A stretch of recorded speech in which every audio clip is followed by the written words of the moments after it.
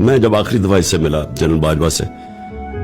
تو مجھے کہتے ہیں ہمارے پاس ٹیپس ہیں تمہارے باقی لوگوں کی اور پتہ نہیں اور بھی کچھ ہمارے پاس فائلز ہیں اور کرپشن ہے، اور پھر کہتے ہیں آپ بھی پلے بوائے ہوتے تھے۔ میں نے کہا اچھا میں گناہگار آدمی ہوتا ہوں گا پھر تو آپ کے پاس بھی ہمارے پاس ہے کچھ۔ میں نے اس سے کہا تب میں نے کہا یہ ملک پیٹ کاٹ کے پیسہ خرچ کر رہا ہے، ہم اپنے لوگوں کو تعلیم نہیں دے سکتے، ان کا علاج نہیں کروا سکتے، ہم ان کے لیے فیسلٹیز بنیادی ضروریات پوری نہیں کر سکتے کیونکہ ہم اپنی سیکیورٹی فورسز کو اوپر پیسہ خرچ کر رہے ہیں جو ہم افورڈ نہیں کر سکتے۔ تو کیا یہ کام ہے آپ کا کہ آپ بلیک میل کرنے کے لیے اس طرح کی ٹیپس بنائیں تاکہ میں کنٹرول ہو جاؤں، تاکہ میرا منہ بند ہو جائے؟ ایکچولی یہ کرائم ہے، یہ اس کے اوپر صرف اسی کے اوپر اس کو سزا ملنی چاہیے۔ وہ کیا ہے؟ ایز پرائم منسٹر یہ میری ٹیپ ریکارڈنگ کرتے تھے، میرے پرائم منسٹر کے فون کو ٹیپ کرتے تھے اور پھر انہوں نے ریلیز کی وہ ٹیپس جو میری پرائیویٹ لائن کے اوپر، مثلا میرا کانورسیشن تھا میرا جو پرنسپل سیکرٹری اعظم خان، اس کی انہوں نے جو ریکارڈنگ تھی وہ ریلیز کر دی، اور پھر بشرا بیگم کی انہوں نے کوئی ریکارڈنگ ریلیز کر دی، لیکن ریلیز صحیح بھی نہیں کی، اس کو ڈاکٹر کر کے کیا، یعنی ٹیپس کو انہوں نے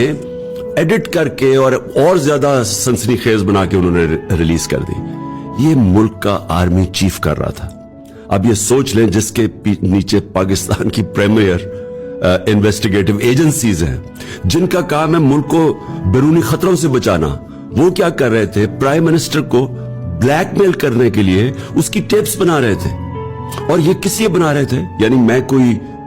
فورن ایجنٹ ہوں، میں کوئی ملک کا غدار ہوں، میں کوئی ملک کے پیسے چوری کر کے، یہ جن چوروں کو انہوں نے NRO دلوایا ہے، میرا کوئی باہر پراپرٹیز ہے، میں یہ ملک سے پیسے چوری کر کے باہر لے کے جا رہا تھا،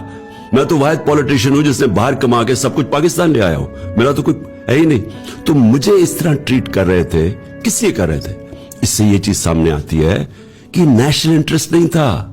یہ کنٹرول کرنے کے لیے یہ سارا کچھ ایک پرائم منسٹر کو بلیک میل کرنے کے لیے کیا جا رہا تھا۔ میرے خیال میں پاکستانی فوج کو آج اندر اکاؤنٹیبلٹی کرنی چاہیے اس کی،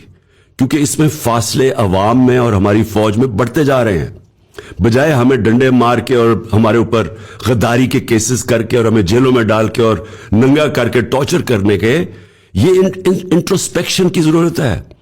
اس وقت اصلاحات کی ضرورت ہے، بیکاز یہ بگڑتا جا رہا ہے کام۔ اور میں اس کو بھی ایک دفعہ کہا تھا، میں ابھی بھی کہہ رہا ہوں، یہ ادھر پاکستان جا رہا ہے جدھر یہ سب کے ہاتھ سے نہیں